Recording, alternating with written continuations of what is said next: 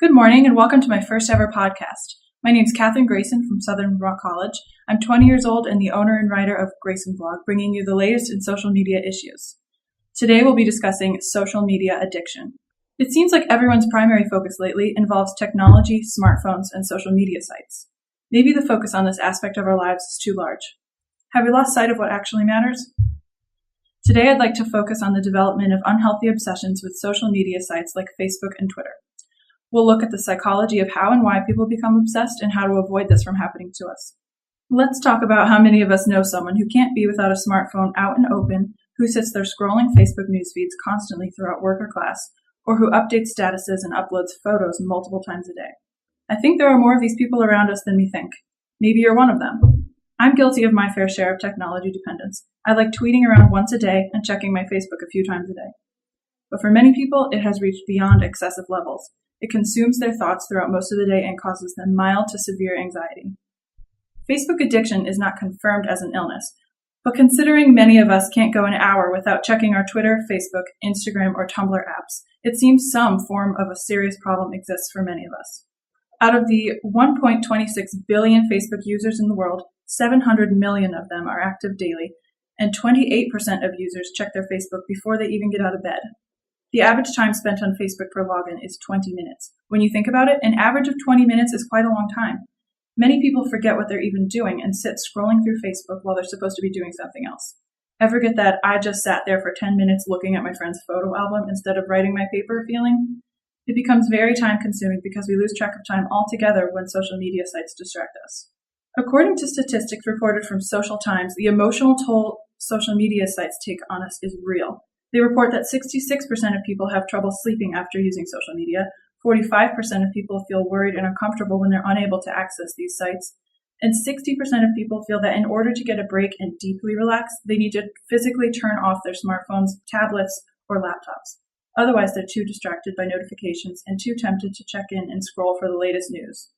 Much of the anxiety that comes along with social media addiction revolves around what people may post about us or to us, including unwanted photos, and private or embarrassing information. Popularity in terms of the number of likes, comments, or general feedback is heavily sought after, which causes people to get upset when their statistical expectations aren't met. Most of us have heard the classic, maybe I should delete that photo, it only got 9 likes, or something similar. You get the idea.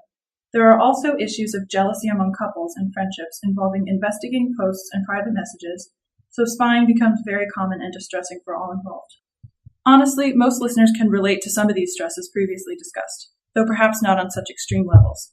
I know I have personally felt some form of these anxieties at one time or another. So Social Times has some suggestions for people who are too obsessed or addicted to social media. Firstly, they suggest significantly decreasing your number of friends, followers, connections, etc.